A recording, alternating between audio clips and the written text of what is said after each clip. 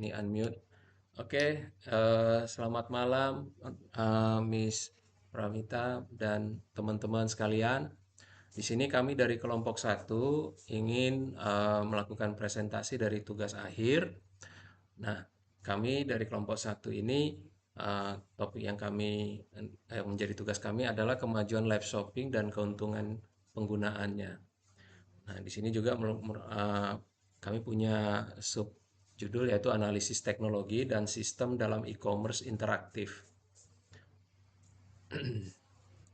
Terus berikut ini adalah daftar dari kelompok kami, dari kelompok satu. Yang pertama, saya sendiri Hans Parasudungan Simanjuntak dengan nomor mahasiswa 05024051, dan yang kedua adalah Saudari Nadia Fatmareti Suhairi dengan nomor mahasiswa 05025009, dan anggota ketiga adalah Bayu Fajar Pamungkas dengan nomor mahasiswa 06025012. Yang keempat adalah Mas Husni Haryanto dengan nomor mahasiswa 05025012, dan yang terakhir Aditya Taufik Rizkiansyah dengan nomor mahasiswa 05025011.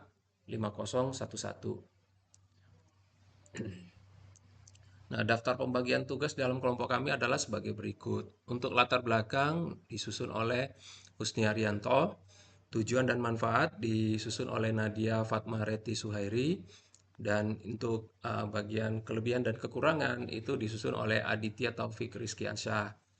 Dan pada kesimpulan dan daftar pustaka disusun oleh Bayu Fajar Pamungkas. Untuk desain dan editorial disusun oleh saya, Hans Parasudungan Simanjuntak. Nah, saya akan memulai dari latar belakang. Nah, untuk latar belakang ini terdiri dari definisi dan konsep dasar. Live shopping adalah integrasi teknologi live streaming dengan sistem e-commerce yang memungkinkan transaksi terjadi secara real time selama siaran berlangsung. Maaf. Hal ini menciptakan pengalaman belanja interaktif yang imersif. Nah, uh, terjadi evolusi teknologi live shopping itu ada 4 kali. Yang fase pertama itu di tahun 2016 sampai tahun 2018. Ini merupakan awal integrasi live streaming pada platform sosial. Fase kedua itu tahun 2019 sampai 2021, di mana munculnya platform khusus untuk live shopping. Fase 3 tahun 2022 sampai tahun 2024, ada penambahan implementasi AI dan personalisasi yang canggih.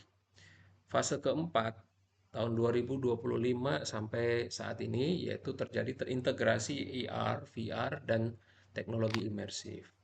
Faktor pendukung perkembangan dari live shopping itu ada 4. Yang pertama, teknologi itu sendiri dengan ketersediaan 5G, internet yang sangat kencang, cloud computing, dan infrastruktur streaming. Nah, yang kedua, yaitu perilaku konsumen itu sendiri. Terjadi perubahan preferensi ke pengalaman digital interaktif, di mana konsumen itu berbelanja tidak lagi secara fisik, pergi ke Tanah Abang atau kemana, tapi mereka sudah banyak melakukan belanja secara digital. Nah, ekonomi. Uh, di sini terjadi pertumbuhan ekonomi digital setelah pasca pandemi ya. Dan platform itu sendiri terjadi inovasi dari perusahaan teknologi besar seperti Shopee, TikTok, dan Tokopedia. Nah, statistik dari pertumbuhan secara global, nilai pasar secara global itu di tahun 2021 60 miliar sampai 500 miliar proyeksi pada tahun 2025. Pertumbuhan rata-rata itu secara tahunan itu 35 sampai 40%. Pengguna aktif itu 1,2 miliar di tahun 2024. Nah, berikutnya adalah tujuan dan manfaat. Tujuan utama live shopping itu ada 4. Yang pertama untuk meningkatkan interaksi real time, di mana interaksi ini membangun hubungan langsung penjual dengan konsumen. Hal ini juga menciptakan pengalaman sosial dalam belanja online. Nah, tujuan kedua itu adalah meningkatkan konversi penjualan. Hal ini mengurangi shopping cart abandonment atau penolakan atau gagal beli gitu. Nah, terus meningkatkan impulse buying di mana para pembeli itu sangat menjadi impulsif ya, konsumen itu. Jadi ingin membeli. Yang ketiga itu membangun brand awareness ya, di mana penyajian konten yang engaging, terus menciptakan komunitas yang loyal. Nah, yang keempat itu menyediakan edukasi produk di mana terjadi proses edukasi, demonstrasi, penggunaan produk secara langsung, terus juga ada Q&A interaktif tentang produk itu sendiri. Nah, mungkin di sini tujuan dan manfaat bisa dilanjutkan oleh teman saya, Husni ya. Silakan, Mas Husni.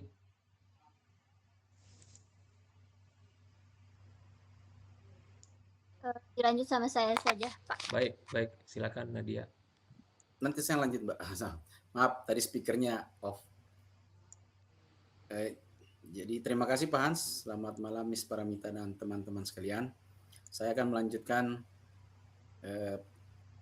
pembahasan dari Pak Hans mengenai live shopping. Tujuan dan manfaat selain yang dibacakan oleh Pak Hans tadi. Jadi tujuan dan manfaat live shopping itu antara lain manfaat bagi berbagai pihak. Satu, bagi pihak konsumen. Manfaat bagi pihak konsumen adalah pengalaman belanja yang lebih engaging dan interaktif. Yang kedua, informasi produk yang lebih komprehensif. Yang ketiga, kemampuan tanya jawab langsung dengan penjual dan akses ke promosi eksklusif dan flash sale. Sedangkan tujuan dan manfaat live shopping bagi penjual UMKM antara lain peningkatan konversi penjualan 3 sampai 10 kali lipat. Ini banyak pengalaman dari beberapa literasi yang kami baca, itu ada peningkatan konversi setelah usaha UMKM itu menjalankan penjualan secara live shopping. Kemudian biaya pemasaran yang lebih efisien tentunya karena kan jangkauan media sosial itu lebih luas, sementara jadi biaya pengiklanan bisa lebih ditekan. Feedback langsung dari konsumen, pembelajaran preferensi pasar real time, loyalitas pelanggan yang lebih tinggi. Yang ketiga, manfaat bagi platform teknologi itu sendiri adalah peningkatan aktivitas pengguna, revenue dari komisi transaksi, data pengguna yang berharga, serta diferensiasi kompetitif. Slide selanjutnya, Pak Hans. Ini. Adapun tentunya setiap hal itu ada kelebihan dan kekurangan. Nah, kelebihan dan kekurangannya itu untuk kelebihan live shopping sendiri adalah dari satu aspek teknologi. Pertama, real-time interaction capabilities. Yang kedua, scalable infrastructure. Terus integrated payment system. Jadi ini sistem pembayarannya lebih terintegrasi. Data analitik yang powerful. Yang kedua, dari sisi aspek ekonomi, kelebihannya adalah lower barrier to entry untuk UMKM. Jadi bagi pengusaha UMKM ini lebih gampang untuk masuk ke pasar melalui live shopping. Terus higher conversion rates itu 15 sampai 30%. Terus reduce return rates karena informasi lebih jelas. Kemudian global market access, artinya pasarnya bisa lebih mengglobal, tidak bisa lebih menjangkau ke tempat yang lebih luas, bukan semata-mata tempat usaha itu berada, tapi bisa jadi provinsi yang lain, bahkan sampai mendunia. Jangan ada WA dulu ya, nanti muncul di Yang ketiga adalah recording aspek ya. pengalaman pengguna. Kalau di grup Pertama, nanti immersive shopping experience, kemudian social proof melalui interaksi langsung. Jadi di live shopping kita bisa melalui interaksi langsung. Kemudian transparansi produk yang lebih baik, personalisasi konten. Sedangkan kelebihannya untuk aspek bisnis adalah direct customer feedback. Ya, ini dari customer feedback penting untuk peningkatan layanan. Jadi kalau misalnya ada yang kurang, kita langsung bisa dapat feedback dari konsumer, sehingga perusahaan bisa lebih cepat dalam memperbaiki layanannya. Terus brand building opportunities. Nah, yang paling penting juga adalah cost effective marketing. Jadi biaya marketing itu bisa ditekan sangat jauh lebih murah, tapi efek jangkauannya jauh lebih luas. Yang terakhir adalah data driven decision making. Slide selanjutnya mungkin bisa dilanjutkan oleh teman kami, Saudari Nadia. Terima kasih. Baik, Pak Husni, terima kasih.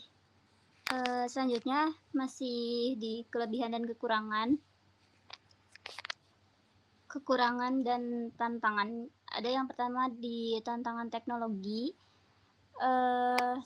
Yang pertama, ketergantungan pada koneksi internet stabil. Terus ada biaya infrastruktur streaming. Selanjutnya isu keamanan data dan transaksi. Lalu kompatibilitas antar platform. Yang kedua ada tantangan operasional. Ada kebutuhan sumber daya manusia khusus, persiapan konten yang intensif, terus juga manajemen inventory real time. Yang terakhir logistik pemenuhan pemesanan. Ada yang ketiga tantangan psikologis dan sosial. Di sini ada impuls buying yang berlebihan, terus potensi kecanduan belanja online. Ada juga isu privasi dan keamanan data dan digital divide untuk kelompok tertentu. Yang terakhir ada tantangan regulasi. Ada standar periklanan yang belum jelas, terus perlindungan konsumen online, ada juga perpajakan transaksi digital dan hak kekayaan intelektual konten. Yang selanjutnya ada contoh nyata dalam masyarakat. Kelompok masing-masing kelompok kami membuat contohnya. Yang pertama contohnya itu dari brand Dekornata atau brand furnitur. Platformnya dari Sophia Life tahun 2023. Dari hasil ini yang pertama pesanan meningkat 3 kali lipat. Kedua, GMP atau Gross Merchandise Value naik 8 kali lipat. Terus juga efeknya meningkatkan visibilitas brand lokal di pasar digital. Terus ada contoh kedua dari Pak Hans Parhasudungan Simanjuntak. Ini eventnya GoFood Live Festival. Platformnya Gojek, aplikasi Gojek tahun 2024. Konsepnya itu live cooking serta instant order. Hasilnya ada 10.000 restoran berpartisipasi. Terus juga order volume meningkat 150%. Yang terakhir ada rata-rata nilai pesanan naik 35%. Selanjutnya boleh dilanjut sama Mas Bayu.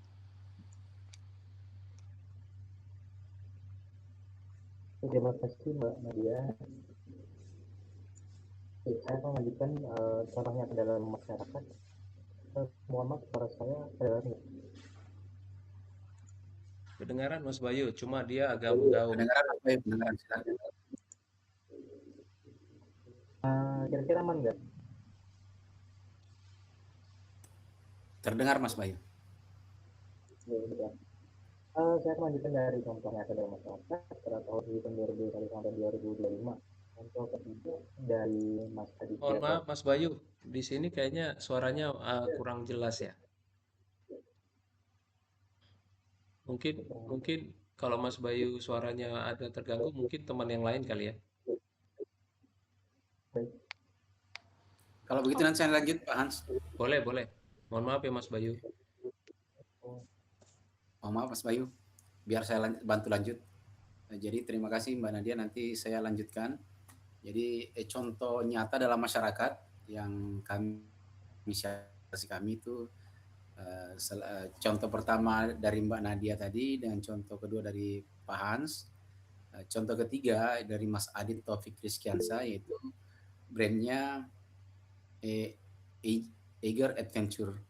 Platform yang digunakan Instagram Live ditambah WhatsApp tahun 2021. Hasil yang didapatkan setelah melakukan pemasaran melalui live shopping itu adalah live camping demonstration, virtual tour product outdoor, dan hasil engagement rate meningkat hingga 300%. Contoh keempat dari saya sendiri, Husni Haryanto, brandnya itu hijab cantik. Platform yang digunakan adalah TikTok Live tahun 2022. Hasil yang didapatkan setelah melakukan penjualan melalui live shopping yaitu adalah peningkatan omset hingga 300%. Kemudian real time product visualization serta ekspansi pasar hingga keluar Jawa. Next slide Pak Hans. Contoh nyata dalam masyarakat yang terakhir adalah dari Mas Bayu Pajar Pamungkas. Platformnya itu Tokopedia Live, inovasi live shopping dengan Art Try On tahun 2023. Fiturnya adalah virtual fitting room, kemudian real time product visualization, dan hasilnya adalah conversion rate meningkat hingga 40%. Next slide. Jadi kesimpulan dari presentasi kami adalah sintesis temuan. Pertama, live shopping telah menjadi paradigma baru dalam e-commerce yang menggabungkan entertainment, education, dan transaction dalam satu platform. Yang kedua, dari perspektif teknologi, sistem ini merupakan contoh sukses konvergensi streaming teknologi, e-commerce infrastruktur, real-time data processing, dan mobile first design. Yang ketiga, manfaat ekonomi. Manfaat ekonomi cukup signifikan, terutama bagi UMKM. Manfaatnya antara lain market access expansion. Jadi ada akses pasar yang lebih luas dan lebih masif. Yang kedua, cost effective customer acquisition. Jadi biaya lebih efektif, biaya bagi konsumen itu lebih efektif.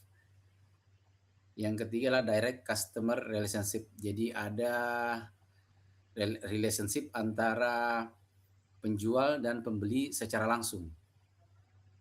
Yang keempat adalah perkembangan yang perlu diperhatikan, ethical use of consumer data. Jadi ini tentu harus diperhatikan adalah masalah etika dalam menggunakan data daripada konsumennya. Terus digital inclusion initiative. Yang ketiga, regulatory framework development. Next, Hans. Mungkin Mas Bayu sudah bisa. Mas Bayu udah bisa?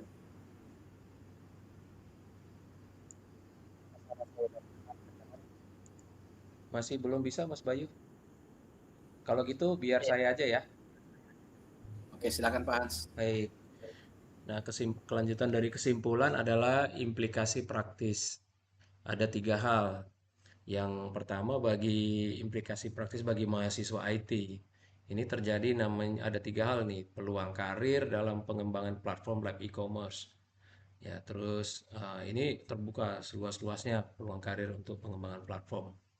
Terus kebutuhan skill, tentu akan dibutuhkan banyak sekali streaming teknologi, real time system, UX design ya. Untuk aplikasi-aplikasi mobile ya, kita perlu UX design. Terus potensi penelitian, di sini potensi penelitian itu termasuk dalamnya adalah AI dalam personalisasi. Security system juga ini sangat dibutuhkan karena ini terjadi apa namanya transaksi yang luar biasa ya, dan juga pertukaran data yang masif. Yang kedua, implikasinya adalah bagi pelaku bisnis. Terjadi investasi dalam teknologi yang tepat. Nah, ini banyak pelaku-pelaku bisnis juga melakukan investasi di dalam teknologi. Terus ada perlu training untuk tim teknis dan konten. Dan juga terjadi partnership dengan platform yang established. Jadi biasanya platform itu tidak bisa bersendirian. Contohnya Tokopedia dengan TikTok, ya, terus Tokopedia, TikTok dengan uh, pengiriman seperti JNE, Tiki dan lain-lain. Belum lagi dengan partnership platform pembayaran, ya, teknologi dari fintech ya, finance technology. Nah, yang ketiga bagi regulator yang membuat aturan. Nah, ini pengembangan kebijakan yang mendukung inovasi. Ini kebijakan juga menjadi hal yang sangat penting karena kebijakan yang tidak baik tentu akan bisa menjadi penghambat dari perkembangan dari teknologi dan inovasi. Yang berikutnya adalah bagi regulator itu ada perlindungan konsumen secara digital. Nah, ini sangat sensitif karena contohnya adalah uh, bagaimana perlindungan terhadap data konsumen, perlindungan terhadap uh, scam yang biasanya terjadi penipuan-penipuan ya di uh, dunia digital. Yang berikutnya adalah standar industri untuk transparansi. Nah, kesimpulan berikutnya adalah rekomendasi untuk pengembangan berkelanjutan. Ada 3 hal juga di sini. Yang pertama ada teknologi. Teknologi dibagi 3, yaitu investment in infrastructure. Ini adalah sesuatu hal yang sangat fundamental dan mahal ya. Terus perlu terjadi research and development atau R&D untuk AI dan juga personalisasi.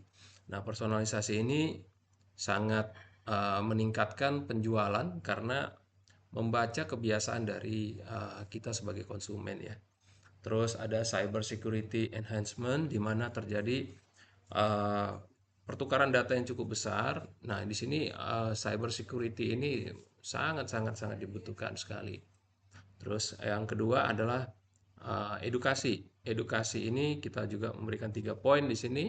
Yang pertama edukasi dalam bidang digital literasi program, terus edukasi untuk training bagi UMKM itu sendiri untuk bagaimana mereka bisa beradaptasi menggunakan teknologi. Terus edukasi itu ada kurikulum development di institusi pendidikan. Nah, berikutnya yang ketiga adalah ekonomi, ya. Di sini terjadi support untuk UMKM biasanya ini ya support dari keuangan ya biasanya badan-badan keuangan. Terus digital payment ecosystem. Nah, ini sangat bagus sekali di negara kita. Digital paymentnya itu fintechnya itu sudah sangat mumpuni ya. Bahkan QRIS kita sekarang ini bisa dibilang sangat unggul di dunia. Dan yang terakhir adalah cross border live shopping opportunities. Nah, ini cross border ini juga sangat sangat baik. Biasanya itu kayak Shopee dengan Shopee di dalam negeri dengan Shopee di luar negeri itu mereka bisa melakukan cross selling ya.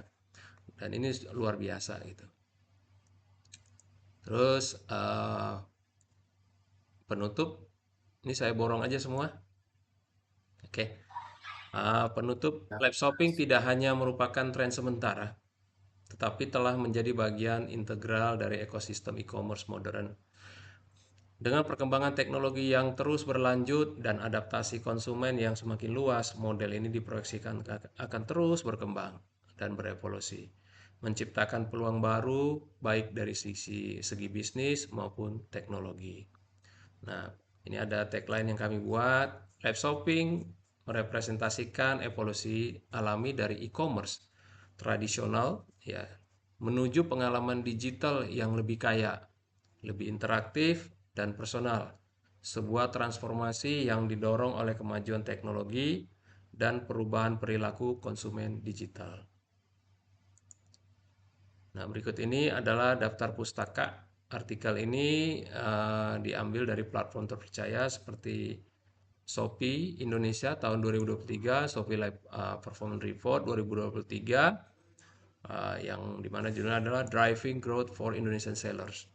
Dan ini adalah official dari Shopee Business Blog itu sendiri.